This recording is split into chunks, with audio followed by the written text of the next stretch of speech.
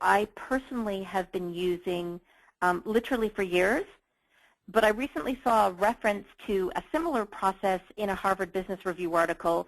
That article was specifically talking about anger, and they called this process interrupting the doom loop. Now, regardless of whether it's for anger or any other situation, the point is you start by asking yourself, what am I feeling? And the minute you do that, you're going to release some of the intensity of the emotion. A good metaphor for this is a beach ball. The more that you try to hold it under the water, the more force with which the ball is going to go back and shoot out of the water. So emotions act in exactly the same way. So you want to release some of the intensity by first acknowledging it. Once you acknowledge the feeling, you then go and ask yourself, what do I want to feel? And finally, you ask yourself, what do I need to do to move my life forward? What do I need to do to get myself to feel that way?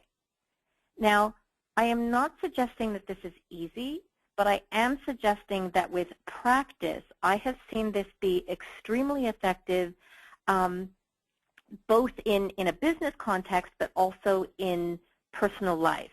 And another way that I would put this is that here's a technique that I don't think looks really great on paper, but I guarantee you that once mastered, this is absolutely, it may look quote-unquote simple, but it is absolutely not simplistic. I can assure you that it is very powerful. Now, I did say earlier that I was going to spend a lot less time talking about the different strategies.